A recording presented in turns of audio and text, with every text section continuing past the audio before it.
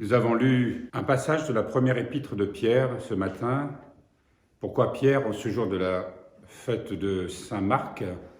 C'est évidemment parce qu'il a été le disciple de Pierre. Nous l'avons entendu dans le court récit de la vie de Saint Marc. Un petit détail sur la vie de Saint Marc, c'est qu'on parle d'un jeune homme lors de l'arrestation de Jésus. Vous vous souvenez? Ce jeune homme qui est enveloppé dans un drap, qui est nu. D'ailleurs, on l'appelle Jean-Marc. Et il s'enfuit. Et on pense peut-être que c'est aussi Marc. Alors on peut se rendre compte que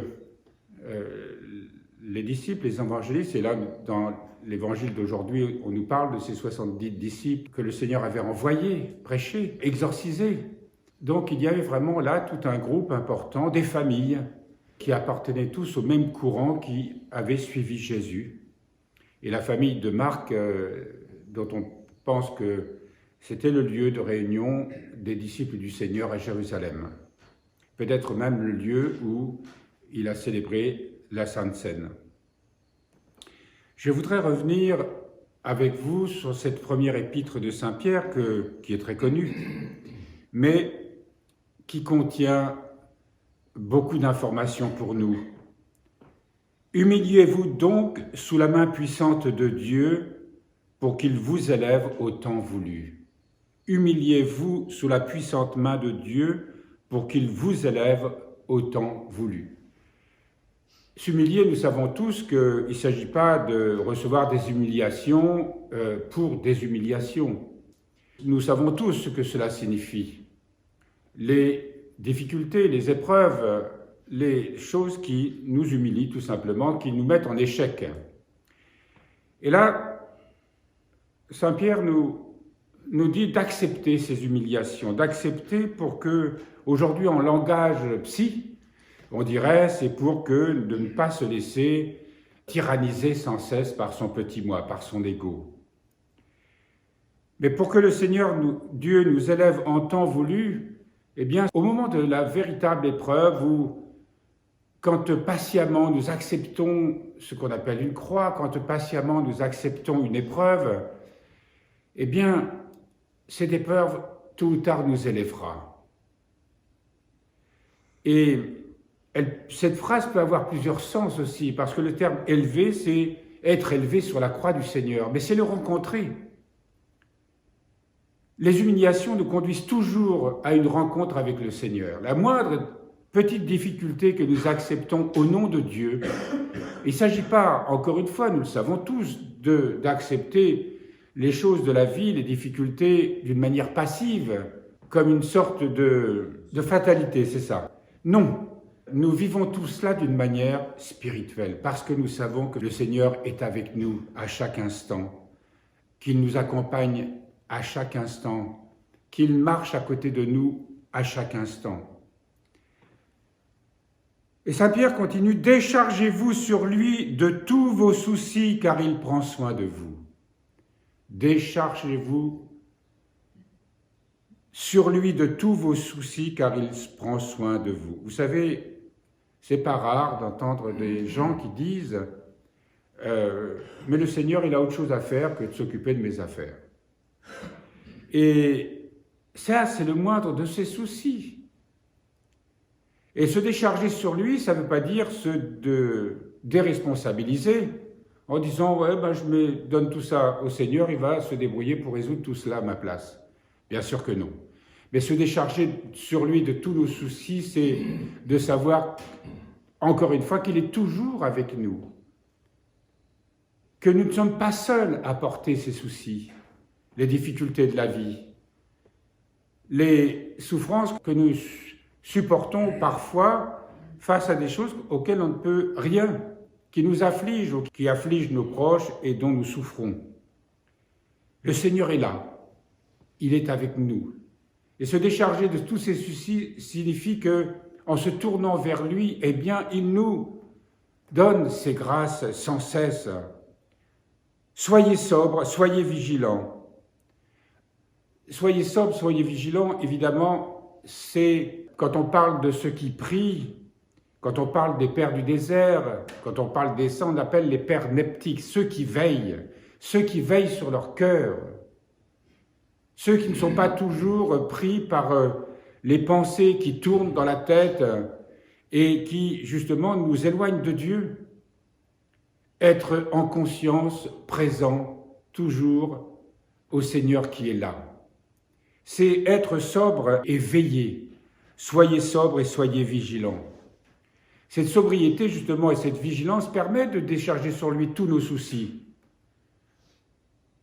et de pouvoir assumer notre existence avec la certitude que, eh bien, le Seigneur, lui, nous guide, nous donne la force, nous donne sa grâce. On lui fait confiance. Nous marchons vers une sorte d'inconnu quand nous sommes avec lui. Et même si nous travaillons à résoudre les soucis de la vie, comme on se le doit évidemment, eh bien, nous ne le faisons pas selon des intérêts humains, mais avec le souci de faire la volonté de Dieu. Votre adversaire, le diable, rôde comme un lion rugissant en quête d'une proie à dévorer. Résistez-lui, soyez solides dans la foi, sachant que, de par le monde, vos frères ont à endurer les mêmes souffrances. Quand il parle de cet adversaire, c'est celui qui va profiter de toutes nos faiblesses, nos fragilités, pour justement nous faire quitter le domaine de la foi, pour nous détourner de Dieu, pour nous pousser à réagir avec nos sentiments humains habituels, pour nous pousser toujours à réagir selon nos passions. Celui qui nous arrache justement à la prière, celui qui nous arrache à la vigilance, celui qui nous arrache à la sobriété. Et c'est un combat intérieur que d'avoir à lutter contre cet adversaire. Mais n'oublions pas, c'est que nous avons avec nous l'Esprit Saint, nous avons avec nous la grâce divine qui nous éclaire, qui nous relève, qui nous donne le discernement pour faire la part des choses, sachant ce qui vient de Dieu et qu'on appelle ces mouvements de l'esprit en nous, ce qui vient de nous, de nos fragilités, de nos petitesses, et ce qui vient de l'adversaire qui, lui, cherche à nous mettre dans notre esprit des suggestions ou à nous mettre dans des situations pour nous déstabiliser. Résistez-lui solide dans la foi en Dieu, dans la foi en son amour, dans la foi en sa présence. Sachant que de par le monde, vos frères ont à endurer les mêmes souffrances. Ça veut dire qu'en tant qu'Église, nous sommes tous frères et sœurs, même si nous pensons aussi que nous sommes tous frères et sœurs de toute personne dans ce monde, chrétienne ou non. Mais ensemble, nous marchons, ensemble, nous vivons, ensemble, nous sommes unis dans un seul corps qui est le Christ. Nous sommes tous membres les uns des autres. Il y a une consubstantialité réelle, c'est-à-dire que nous sommes tous unis les uns aux autres, d'une manière mystérieuse. Et tous nous portons la croix, tous nous marchons ensemble, et tous nous apprenons à nous aider les uns les autres. Et de par le monde, nous le redisions hier, il y a tant de personnes qui, au nom de Dieu, acceptent les difficultés de la vie, acceptent les épreuves, acceptent les souffrances, et qui s'élèvent à travers ces épreuves, qui s'élèvent avec lui. Et nous tous, nous devons avoir conscience que nos petites difficultés, les épreuves que nous traversons, d'autres la traversent au nom de Dieu. Au nom de Dieu. Avec le même souci de faire sa volonté. Avec le même désir d'accepter les humiliations pour être élevé avec lui. Nous avons souvent difficulté à avoir cette vision bien au-delà de notre communauté, de notre Église, de nos vies tout simplement. Et après quelque temps de souffrance, le Dieu de grâce qui vous a appelé dans le Christ à sa gloire éternelle achèvera lui-même son œuvre en vous, vous affermira, vous fortifiera, vous rendra inébranlable. Après quelque temps de souffrance, il y a toujours, nous savons que nous traversons des moments d'angoisse, de difficulté, Et souvent, nous nous inquiétons pour notre avenir, ou nous nous inquiétons pour l'avenir de ceux que nous aimons, de nos proches. Et tout cela, le Seigneur le vit avec nous. Tout cela, le Seigneur est avec nous. Après quelque temps de souffrance, le Dieu de toute grâce qui vous a appelé dans le Christ à sa gloire éternelle, achèvera lui-même son œuvre en vous, vous affermira, vous fortifiera, vous rendra inébranlable. Donc le Seigneur nous donne vraiment tout ce dont nous avons besoin en tout temps, pourvu évidemment que nous acceptions les humiliations de la croix qui nous unit au Seigneur, que nous nous tournions vers lui.